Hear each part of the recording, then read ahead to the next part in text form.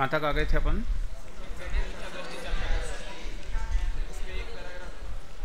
पहला पैराग्राफ हुआ था, बस इतना ही हुआ था।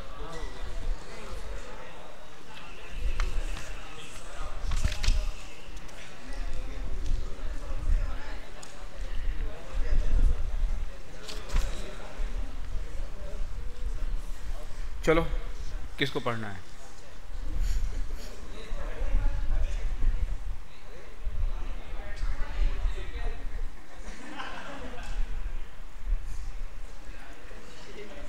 तुम लोग कहीं नहीं गए थे?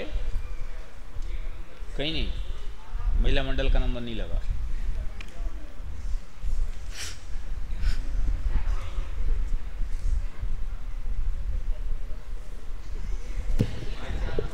हेलो, पेज नंबर 257, सम्यक सन्मुख मिथ्या दृष्टि।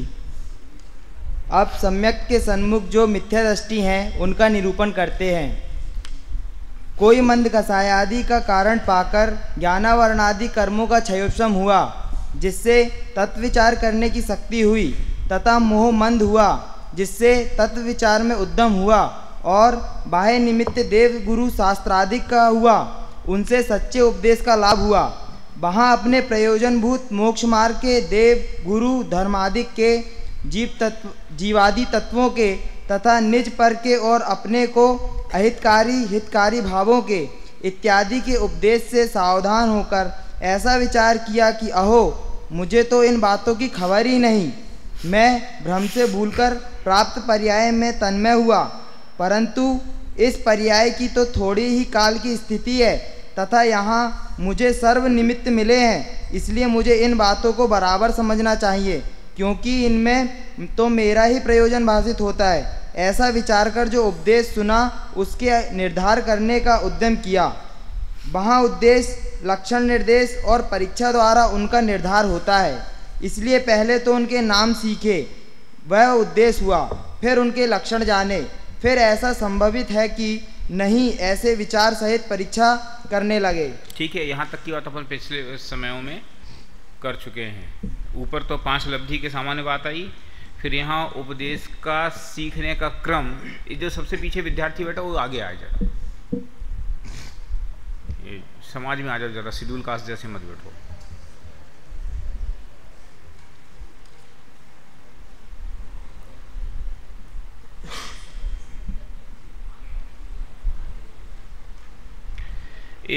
इसमें फिर उपदेश के स्वरूप का जो क्रम है उसकी चर्चा भी इसमें क्रम से हुई थी। देखो, इसमें सबसे पहले प्रयोजनभूत मोक्ष मार्ग के, फिर देव गुरु धर्म के। शायद हमने इसका विस्तार भी किया होगा, एक क्रम क्यों रखा गया है ना? देव गुरु धर्म के, जीवादिक तत्वों के, निज पर के और अपने को, एक क्रम है। इस क्रम से ही वस्तु स्वरूप का निर्णय किया जाए। अपने को हितकारी अहितकारी भावों का ये ऐसा विचार करे, फिर उसमें उसकी महिमा हो तो उसका वो समझ लो क्या बोलना चाहिए, उसकी जो काल लब्धि है वो पक्ति है। ये इतनी बात अपन पिछले सेशंस में कर चुके हैं। चलो भाई, वहाँ नाम सीख लेना और लक्षण जान लेना, यह दोनों तो उपदेश के अनुसार होते हैं। जैसा उपदेश दिया हो वैसा यदि कर लेना, तथा परीक्षा करने में अपना विवेक चाहिए। ये परीक्षा करने में अपना विवेक चाहिए, इस बात को थोड़ा सा ध्यान से देखना आगे। चलो, सो विवेक पूर्वक एकांत में अपने उपयोग में विचार करें कि जैसा उपदेश दिया वैसे ही हैं या अन्यथा हैं। वहाँ अनुमान आदि प्रमाण से बराबर समझे, अथवा उपदेश तो ऐसा है और अनुमान आदि प्रमाण से बराबर समझे ऐसा क्यों कहा? प्रत्यक्ष आदि प्रमाण से बराबर समझे ऐसा क्यों नहीं कहा?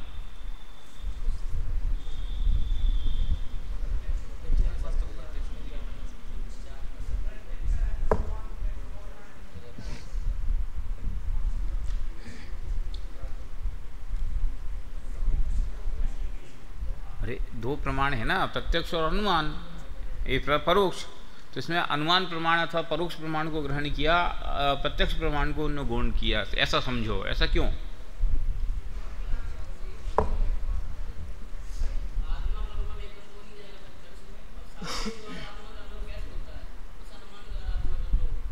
देखो, ये सब शुद्ध ज्ञान का प्रसंग है, इसलिए सब बातें यहाँ ऐसी की जा रही है। ठीक है, चलो। ऐसा ना माने तो ऐसा होगा। सो इनमें प्रबल युक्ति कौन है और निर्बल युक्ति कौन है। जो प्रबल भाषित हो उसे सत्य जाने, तथा यदि उपदेश में अन्यथा सत्य भाषित हो अथवा उसमें संदेह रहे, निर्धार ना हो, तो विशेष हो उनसे पूछें और वे उत्तर दे उसका विचार करें। इसी प्रकार जब तक निर्धार ना हो तब तक प्रश्न उत्तर करें। समान बुद्धि के धारक हों उनसे अपना विचार जैसा हुआ हो वैसा कहें और प्रश्न उत्तर द्वारा परस्पर चर्चा करें, तथा जो प्रश्नोत्तर में निरूपण हुआ हो उसका एकांत में विचार करें। इसी प्रकार जब तक अपने अंतरंग में जैसा उपदेश दिया था वैसा ही निर्णय होकर भावभाषित ना हो तब तक इसी प्रकार उद्यम किया करे, तथा अन्य मतियों द्वारा जो कल्पित तत्वों का उपदेश। रुको भाई, देखो परीक्षा करने में अपना विवेक चाहिए, और परीक्षा करके एंड में क्या परीक्षा करनी है, अंतिम लाइन देखो कि जैसा उपदेश दिया था वैसा ही निर्णय हो। परीक्षा में अपना क्या चाहिए, विवेक चाहिए, और फिर जैसा उपदेश दिया वैसे निर्णय करो। तो फिर विवेक का क्या प्रश्न रहा। बात समझ में मैं क्या कहना चाहता हूँ। पहले तो तुम ये कह रहे हो कि जो लिखा है उसको अपने दिमाग लगाओ। अब हमने दिमाग लगाया और फिर गड़बड़ हो तो वे कहते दिमाग सही करो। जैसा उपदेश दिया उसके अनुसार निर्णय करो। तो ये क्या बात हुई कि बात ये हुई कि निर्णय तो तत्व का समझ लो उपदेश के अनुसार ही होना है। अगर तुमने अपनी बुद्धि लगाई और अपने विचार से तुमने निर्णय अन्यथा किया, इसका अर्थ यह है कि तुम्हारी बुद्धि में गड़बड़ हो गई। तो बुद्धि के अनुसार तत्व नहीं सुधारो, तत्व के अनुसार बुद्धि सुधारो। जब तत्व के अनुसार ही बुद्धि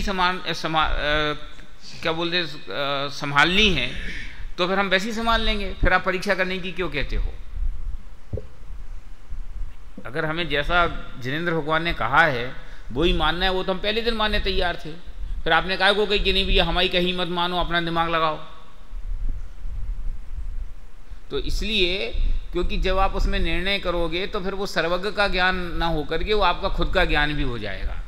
माने ज्ञान तो सर्वज्ञ का ही है, निर्णय तो सर्वज्ञ के ज्ञान के आधार से ही होना है, लेकिन वो निर्णय सच्चा है इस बात का निर्णय जब तक आप उसको परीक्षा के क्षेत्र से नहीं निकालोगे जब तक पक्का नहीं होता। अगर आप आज्ञा के आधार से चलोगे तो जिनेंद्र भगवान ने कही उसको आज्ञा मान लिया, फिर कल कोई दूसरे भगवान कहेंगे उनको आज्ञा प्रमाण मानोगे। परीक्षा के साथ तुम जिनेंद्र भगवान की कही बात को प्रमाण मानोगे तो फिर अन्य दर्शन की बात को तुम प्रमाण नहीं मान सकोगे, क्योंकि फिर अन्य दर्शन की बातों की आप परीक्षा करोगे तो अन्यथा भाषित होंगी।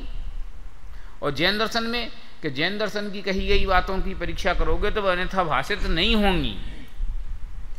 तो हो जाए तो कि बेई बातें अन्यथा भाषित होंगी जिनमें बुद्धि नहीं चलेगी कि चंद्रमा दो के एक, लेकिन जो प्रयोजनभूत वस्तुएं हैं उनमें आपको अन्यथापना दिखाई देगा ही नहीं। माने जो तर्क हैं, जो सिद्धांत हैं, वे सर्वमान्य सिद्धांत जैन दर्शन के अनुरूप हैं। इसको ऐसा भी कहो कि जैन दर्शन जैसा जैन दर्शन है वैसी वस्तु, ऐसा नहीं कि जैसी वस्तु है ऐसे निरूपण का नाम जैन दर्शन है। इसलिए इसमें गड़बड़ होने का चांस नहीं है। इसलिए परीक्षा तो करना, लेकिन परीक्षा किसके अनुसार करना कि परीक्षा का उपदेश से मिलान करके निर्णय उपदेश के अनुसार रखना। तो फिर परीक्षा क्यों करना कि परीक्षा करके तुम्हारे चित्त में पक्कापन आ जाए। जो तुम में जो लुढ़कपना है वो तुम्हारा श्रद्धान का लुढ़कपना खत्म हो जाए, इसके लिए परीक्षा करने का उपदेश दिया गया है। चलो, तथा इसमें भी अगर आप थोड़ा सा ध्यान रखेंगे तो इसमें वाचना, प्रचना, आमना, अनुप्रेक्षा, ये चारों बात इसमें आ गई कि वो परीक्षा कैसे हो कि वो स्वाध्याय के माध्यम से इस क्रम से ही होए। चलो, तथा अन्य मतियों द्वारा जो कल्पित तत्वों का उपदेश दिया गया है उससे जैन उपदेश अन्यथा भाषित हो व संदेह हो तब भी पूर्वोक्त प्रकार से उद्यम करे। ऐसा उद्यम करने पर जैसा जिनदेव का उपदेश है वैसा ही सत्य है, मुझे भी इसी प्रकार भाषित होता है, ऐसा निर्णय होता है, क्योंकि जिनदेव अन्यथावादी है नहीं। यहाँ कोई कहे कि जिनदेव यदि अन्यथावादी नहीं है तो जैसा उनका उपदेश है वैसा ही श्रद्धान कर लें, परीक्षा किस लिए करें। ठीक है, ये जो प्रश्न अभी अपन ने खड़ा किया था वो प्रश्न है, उसका जवाब सुनो। चलो, समाधान। परीक्षा किए बिना यह तो मानना हो सकता है कि जिनदेव ने ऐसा कहा है सो सत्य है, परंतु उनका भाव अपने को भाषित नहीं होगा तथा भाव भाषित हुए बिना निर्मल श्रद्धा नहीं होता, क्योंकि जिसकी किसी के वचन ही से प्रतीति की जाए उसकी अन्य के वचन से अन्यथा भी प्रतीति हो जाए। इसलिए शक्ति अपेक्षा वचन से की गई प्रतीति अप्रतीतिवत है तथा जिसका भाव भाषित हुआ हो उसे अनेक प्रकार से भी अन्यथा नहीं मानता। इसलिए भाव भाषित होने पर जो प्रतीति होती है वही सच्ची प्रतीति है। ठीक है, दो तर्क हो गए कि एक तो खुद की भावासना पक्की हो गई, दूसरी बात वचनों के आधार से किया गया निर्णय में कोई स्थिरता अथवा परमानेंसी नहीं रहती है, परीक्षा के आधार से किए गए निर्णय में परमानेंसी होती है। इसलिए वचनों का निर्णय तो वचनों के अनुसार करना, लेकिन उसका परीक्षा करके करना। चलो, यहाँ यदि कहोगे कि पुरुष की प्रमाणता से वचन की प्रमाणता की जाती है तो पुरुष की भी प्रमाणता स्वयं तो नहीं होती, उसके कुछ वचनों की परीक्षा पहले कर ली जाए तब पुरुष की प्रमाणता होती है। प्रश्न, उपदेश तो अनेक प्रकार के हैं, किस किस की परीक्षा करें? समाधान, उपदेश में कोई उपादेय कोई है तथा कोई ज्ञेय तत्वों का निरूपण किया जाता है। वहाँ उपादेय हे तत्वों की तो परीक्षा कर लेना, क्योंकि इनमें अन्यथापना होने से अपना बुरा होता है। उपादेय को हे मान ले तो बुरा होगा, हे को उपादेय मान ले तो बुरा होगा। फिर वह कहेगा स्वयं परीक्षा ना की और जिन वचन ही से उपादेय को उपादेय जाने तथा हे को हे जाने तो इसमें कैसे बुरा होगा? समाधान, अर्थ का भाव भाषित हुए बिना वचन का अभिप्राय नहीं पहचाना जाता। यहाँ ये पिछले ही प्रश्न का रिपीटेशन है। यह तो मान ले कि मैं जिन वचनानुसार मानता हूँ, परंतु भाव भाषित हुए बिना अन्यतापना हो जाए। लोक में भी नौकर को किसी कार्य के लिए भेजते हैं, वहाँ यदि वह उस कार्य का भाव जानता हो तो कार्य को सुधारेगा, यदि भाव भाषित नहीं होगा तो कहीं चूक ही जाएगा। इसलिए भाव भाषित होने के अर्थ हे उपादेय तत्वों की परीक्षा अवश्य करना चाहिए। फिर वह कहता है यदि परीक्षा अन्यथा हो जाए तो क्या करें? समाधान, जिन वचन और अपनी परीक्षा में समानता हो तब तो जाने की सत्य परीक्षा हुई है, तब तक जब तक ऐसा ना हो तब तक जैसे कोई हिसाब करता है और उसकी विधि ना मिले तब तक अपनी चूक को ढूंढता है, उसी प्रकार यह अपनी परीक्षा में विचार किया करे। तथा जो ज्ञेय तत्व है उनकी परीक्षा हो सके तो परीक्षा करे, नहीं तो यह अनुमान करे कि जो हे उपादेय तत्व की अन्यता नहीं कहे तो ज्ञेय तत्व को अन्यता किस लिए कहेंगे। जैसे कोई प्रयोजन रूप कार्यों में भी झूठ नहीं बोलता, वे अप्रयोजन झूठ क्यों बोलेगा? इसलिए ज्ञेय तत्वों का स्वरूप परीक्षा द्वारा भी अथवा आज्ञा से जाने, यदि उनका यथार्थ भाव भाषित ना हो तो भी दोष नहीं है। इसलिए जैन शास्त्रों में जहाँ तत्वादिक का निरूपण किया वहाँ तो हेतु युक्ति आदि द्वारा जिस प्रकार उसे अनुमान आदि से प्रतीति आए उसी प्रकार कथन किया है, तथा त्रिलोक, गुणस्थान, मार्गणा, पुराणादि के कथन आज्ञानुसार किए हैं। इसलिए हेयोपादेय तत्वों की परीक्षा करना योग्य है। इस पैराग्राफ को अंडरलाइन करो। इसमें हे उपादेय और ज्ञेय तत्वों का हम लोग क्लासिफिकेशन कर दिया, अथवा किन तत्वों को परीक्षा करके निर्णय करना और किन तत्वों को आज्ञा प्रमाण मानना, इसका निर्णय कर दिया कि क्या कि सात तत्वादिक का तो युक्ति हेतु आदि से जिस प्रकार प्रतीति है वैसा परीक्षा करके निर्णय करना, और शेष तीन अनियोगों को उन्होंने आज्ञा प्रमाण की कोटि में डाल दिया कि चरणानुयोग में दिमाग ज़्यादा मत लगाना, कर्णानुयोग में ज़्यादा दिमाग नहीं लगाना, प्रथमानुयोग में ज़्यादा दिमाग उसमें भी लग जाए तो कोई मना नहीं है, लेकिन उसमें ज़्यादा टेक्निकल बहस में पढ़ने की ज़रूरत नहीं है। देखो है ना, त्रिलोक, गुणस्थान, मार्गणा, पुराणादि के कथन आज्ञा अनुसार किए हैं, क्योंकि उसमें आज्ञा के अलावा कोई बस भी नहीं है। आप परीक्षा करने जाओगे तो कितनी चीज़ों की परीक्षा कर पाओगे। अब महावीर के माता पिता का नाम है तो वो तो आगे ही प्रमाण है, उसमें कब परीक्षा करने के नहीं यही था कि कुछ और था, है ना। उनकी कितनी आयु थी, उनकी शरीर की काया कितनी थी, उनका राज्यकाल कितना था, उनका दीक्षा काल कितना था, तो भैया जो आज्ञा प्रमाण है वो प्रमाण है, उसमें क्या बात है। ऐसी कर्णानुयोग में और ऐसी चरणानुयोग में, हर में ये विधि नहीं मिलाना, हर में बुद्धि नहीं लगाना। चलो, वहाँ जीवादिक द्रव्यों व तत्वों का तथा स्वपर को पहचानना तथा त्यागने योग्य मिथ्यात्व रागादि और ग्रहण करने योग्य सम्यक दर्शनादि का स्वरूप पहचानना तथा निमित्त नैमित्तिकादिक जैसे हैं वैसे पहचानना इत्यादि मोक्ष मार्ग में जिनके जानने से प्रवृत्ति होती है उन्हें अवश्य जानना। सो इनकी तो परीक्षा करना, सामान्य रूप से किसी हेतु युक्ति द्वारा इनको जानना, व प्रमाण द्वारा जानना, व निर्देश स्वामित्वादि से और सत्संख्यादि से इनके विशेष जानना। जैसी बुद्धि हो, जैसा निमित्त बने, उसी प्रकार इनको सामान्य विशेष रूप से पहचानना तथा इस जानने में उपकारी गुणस्थान मार्गणादिक व पुराणादिक व व्रतादिक क्रियादिक का भी जानना योग्य है। यहाँ जिनकी परीक्षा हो सके उनकी परीक्षा करना, ना हो सके उनकी आज्ञानुसार जानकारी करना। ठीक है, पिछली बात को ही उन्होंने एक्सटेंड करके और व्यवस्थित कर दिया, क्योंकि पिछले उन्होंने व्रतादिक की बात नहीं की थी, अब यहाँ व्रतादिक को भी उन्होंने लिख दिया। इस प्रकार इस जानने के अर्थ कभी स्वयं ही विचार करता है, कभी शास्त्र पढ़ता है, कभी सुनता है, कभी अभ्यास करता है, कभी प्रश्नोत्तर करता है इत्यादि रूप प्रवर्तता है। अपना कार्य करने का इसको हर्ष बहुत है, इसलिए अंतरंग प्रीति से उसका साधन करता है। इस बात को आप अंडरलाइन करो कि अपना कार्य करने का हर्ष बहुत है, इसलिए अंतरंग प्रीति से उसका साधन करता है। इसकी एक बार शायद हम यहाँ चर्चा कर भी चुके हैं काफ़ी विस्तार के साथ कि ये इसका लक्षण है, इसे कहते हैं ये विशुद्धि लब्धि का लक्षण है कि उसको ये काम करने जैसा है अथवा ये नहीं करूँगा तो क्या करूँगा, तो ये अपना काम है, काम करने का हर्ष बहुत है, इसलिए अंतरंग प्रीति से उसका साधन करता है। तो उसमें उसको थकान नहीं महसूस होती, उसमें उसको पराधीनता बंधन महसूस नहीं होता, उसमें वो कोई चीज़ का नेगेटिव नहीं सोचता।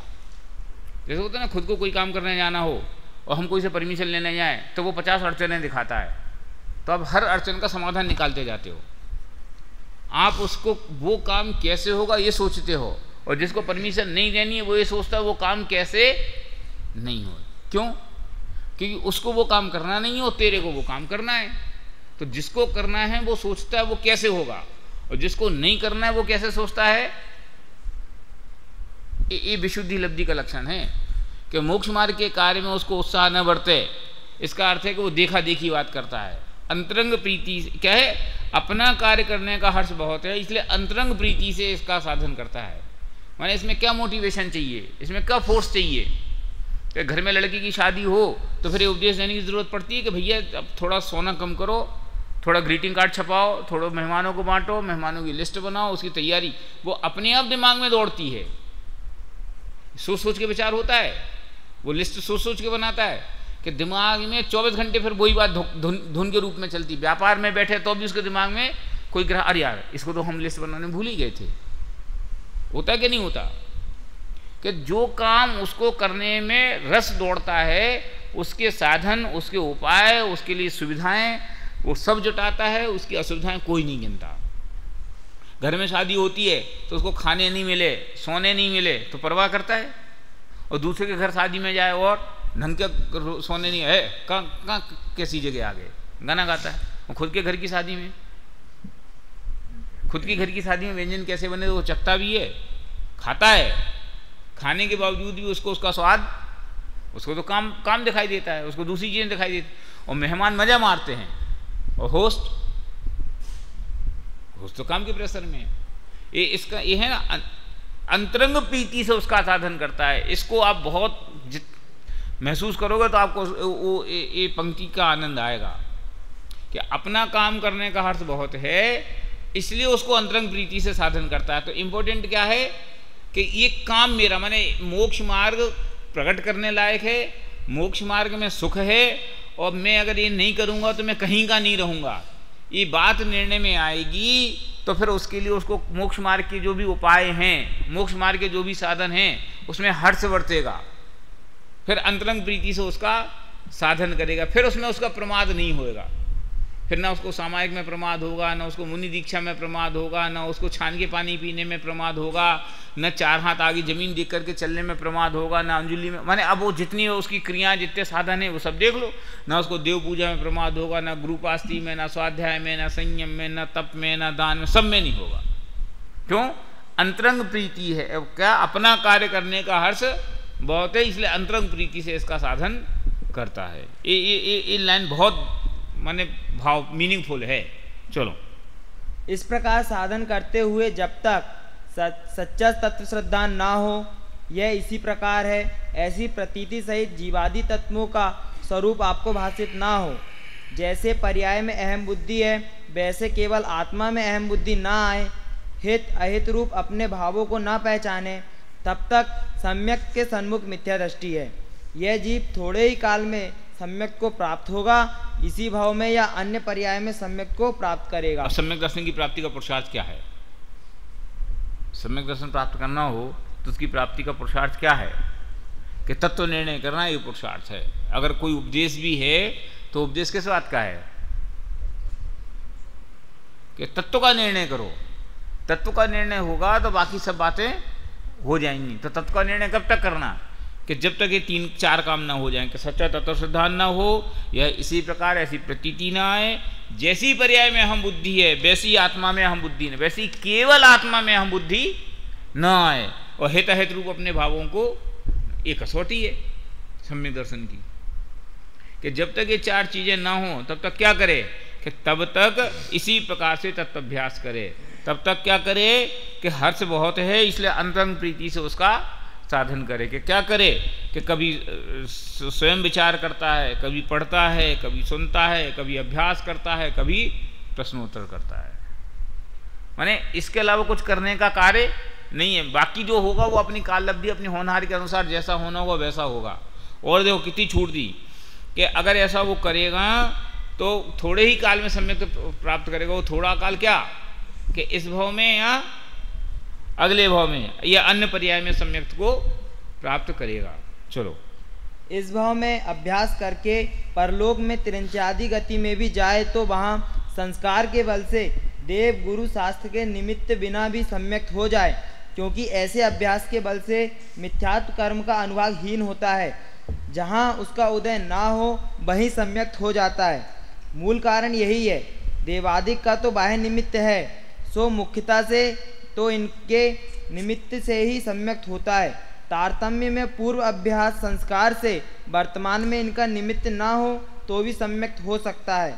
सिद्धांत में तन्नी सर्गा दधिगमाद्वा ऐसा सूत्र है। इसका अर्थ यह है कि वह सम्यक दर्शन निसर्ग अथवा अधिगम से होता है। वहाँ देवादिक बाह्य निमित्त के बिना हो उसे निसर्ग से हुआ कहते हैं, देवादिक के निमित्त से हो उसे अधिगम से हुआ कहते हैं। देखो तत्व विचार की महिमा। तत्व विचार रहित देवादिक की प्रतीति करे, बहुत शास्त्रों का अभ्यास करे, व्रतादिक पाले, तपस्चरण आदि करे, उसको तो सम्यक्त होने का अधिकार नहीं। और तत्व विचार वाला इनके बिना भी सम्यक का अधिकार होता है। तत्व विचार और शास्त्र के अभ्यास इन्होंने तोड़ दिया, अलग अलग बातों में कर दिया। माने शास्त्र अभ्यास के बाद की नेक्स्ट स्टेप है तत्व विचार। तत्व विचार माने हे उपादेय तत्व का अभ्यास। माने हे में हे बुद्धि, उपादेय में उपादेय बुद्धि, ये इसका नाम है तत्व विचार। कि मेरे लिए क्या काम का है, क्या काम का नहीं है, ऐसा विचार करना, 7 तत्व का निर्णय करना, ये सब तत्व विचार की कोटि में जाएगा। तत्व विचार माने आत्मा को उपादेय रूप से भजना, इसका नाम है तत्व विचार। क्या बोला मैंने? है ना? तत्व विचार माने ज्ञान का विस्तार नहीं। तत्व विचार माने दुनिया भर का आगम का ज्ञान नहीं। तत्व विचार माने हे उपादेय तत्व की श्रद्धा, इसका नाम है तत्व का विचार करना। कि हे को हेपने देखना और उपादेय को उपादेयपने देखना, ऐसा विचार, उसका नाम तत्व का विचार है ना। तत्व का विचार माने क्या? कि जैसी वस्तु उसको वैसा देखना। तो केवल ज्ञान रूप वस्तु यह है आप है, ऐसा निर्णय करना। सुख का अधिकरण रूप वस्तु यह आप है, ऐसा निर्णय करना, इसका नाम है तत्व का विचार करना, है ना।